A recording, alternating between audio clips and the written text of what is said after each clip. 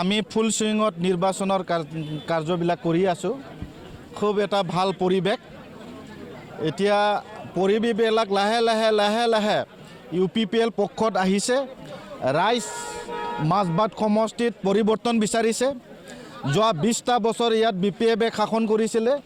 BPFৰ দখলত আছিল। ৰাইজে এতিয়া UPPLক বিচাৰিছে। গতিকে ৰাইজে যেনেকৈ বিচাৰিছে তেনেকৈ 9 তাৰিখে মাজবাটবাসী ৰাইজে দলে বলে ওলাই আহি ট্ৰেক্টৰত ছবিত ভোট দিব আৰু সন্মানীয় আমাৰ কেণ্ডিডেট ৰবীন্দ্ৰ বসুমতাৰীক বিপুল ভোটত জয়যুক্ত কৰিবৰ কাৰণে মাজবাটবাসীয়ে মাৰ বান্ধি থৈছে। বিভিন্ন জাতি জনগোষ্ঠীৰ জনসমৰ্থন কেনেকুৱা হৈছে এবাৰ? চাওক, এতিয়া UPPL হ'ল সকলো জাতি জনগোষ্ঠীক লৈ কৰা এটা ৰাজনীতি দল। UPPLৰ শব্দটোৱে হ'ল লিবাৰেল, সকলো জাতি জনগোষ্ঠীক লৈ গঠন কৰা এটা ৰাজনীতি দল। গতিকে যোৱা 5টা বছৰত আপোনালোকে দেখিছে যে 26টা জাতি জনগোষ্ঠীক লৈ UPPLে BTR অঞ্চলত শান্তি প্ৰতিষ্ঠা কৰিবলৈ সক্ষম হৈছিল। আৰু অনাগত দিনত এই BTR অঞ্চলত এজন মাজবাট সমষ্টিৰ পৰা বিধায়ক নিৰ্বাচিত কৰি অসমত দিছপুৰত আমি মাজবাটবাসীয়ে পঠিয়াই দি এই মাজবাট অঞ্চলৰ সকলো জাতি জনগোষ্ঠীৰ কাৰণে মাত মাতিবলৈ UPPL দলৰ হৈ সন্মানীয় ৰবীন্দ্ৰ বসুমতাৰীয়ে দিছপুৰত গৈ এই অঞ্চলৰ অভাৱ অভিযোগ দিছপুৰত মাত মাতিব। গতিকে ৰাইজ সাজু হৈছে আৰু সন্মানীয় এই অঞ্চলৰ সকলো জাতি জনগোষ্ঠীয়ে যে এইবাৰ UPPLৰ পক্ষত আছে সেয়া নিশ্চিত হৈছে। কালি ঝাৰখণ্ডৰ মুখ্যমন্ত্ৰী হেমন্ত সোৰেন মাজবাটত আহিছিলে, যথেষ্ট চিন্তিত দেখা গৈছে চৰণপুৰত।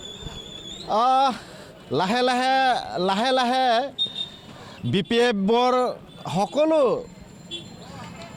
তেখেতসকলৰ দলৰ কাৰ্যকৰ্তাই ভয় খাইছে আৰু এয়াই এটা লক্ষণ যে UPPL জিকাৰ এটা লক্ষণ যে মাজবাটত হেমন্ত সোৰেন আহা মানে UPPLৰ শুভ লক্ষণ।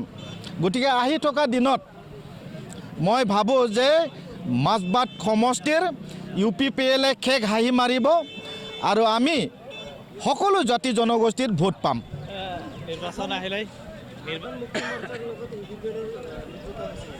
চাওক, আমাৰ UPPL দল অকলে কৰিছে, কোনো দলৰ লগত UPPL দল মিত্ৰতা নাই। UPPLে অকলে খেলিছে। গতিকে এই অঞ্চলত সকলো জাতি জনগোষ্ঠীয়ে UPPLক বাছনি কৰিছে। ইয়াত BPFও আছে, কংগ্ৰেছ আছে আৰু ইয়াত জয় ভাৰত আছে আৰু VPI আছে। গতিকে UPPL দল হ'ল ইয়াত শক্তিশালী এটা ৰাজনীতি দল। আমি মাইনৰিটিৰ ভোটো পাম, বড়ো ভোট পাম, আদিবাসীৰ ভোট পাম, আমি গোৰ্খাৰো ভোট পাম, বেংগলী ভোট পাম, আমি আৰু এছামিজ সম্প্ৰদায়ৰ ৰাজবংশী সম্প্ৰদায়ৰো ভোট পাম। গতিকে খেগ হাঁহি মাৰিব UPPL।